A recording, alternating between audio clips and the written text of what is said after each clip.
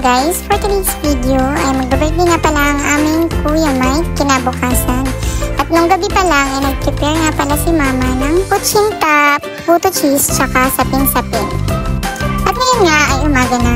Pagkagising ko ay nakaprepare na din yung mga utensils at lamesa na paglalagyan ng mga pagkain. At nakuha na din yung cake na in-order ng asawa ni Kuya. Pati na din yung mga ibang pagkain na in-order ay dumating na din. Thank you nga po pala kay Ate Ana rin Makatan sa pag-deliver po ng mga food. At syempre, super thank you nga pala sa asawa ni Kuya na si Ate MC. Dahil kung hindi dahil sa kanya, hindi mangyayari yung ganitong pa-surprise. Yes po, siya po yung nagplano ng lahat ng to para po ma-surprise yung aming Kuya Mike. At dito nga sa bahay naganap yung celebration kasi nga walang alam si Kuya Mike na may ganitong mangyayaring surprise sa kanya. At ngayon nga, na dumating na yung mga pagkain, sila naman yung iniintay namin na dumating.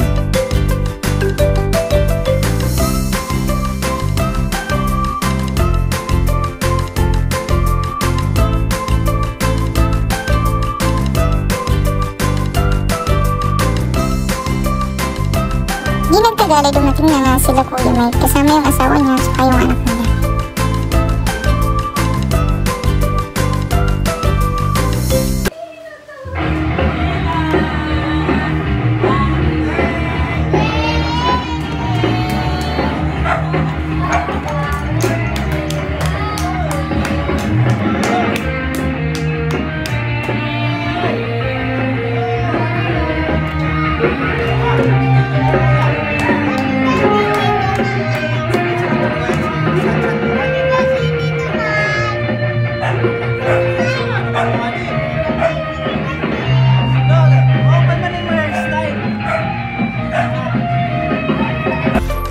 Pala yung anak nila Kuya na sobrang cute, tsaka bibong bata. Ang gwapo pa.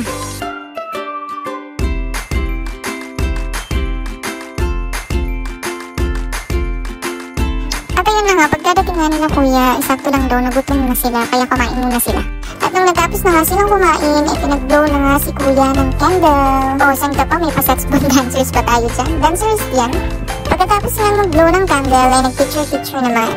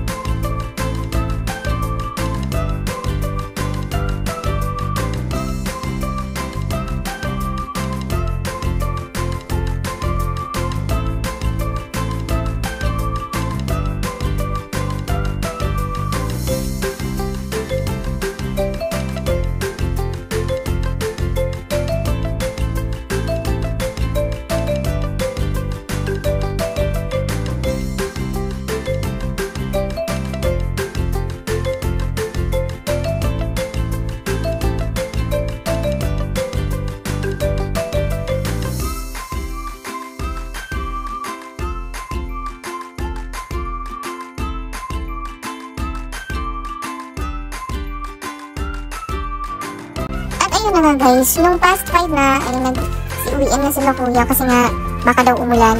Sobrang saya nga sa feeling kapag ganitong okasyon ay kasama mo yung mga pamilya mo at mga mahal sa buhay.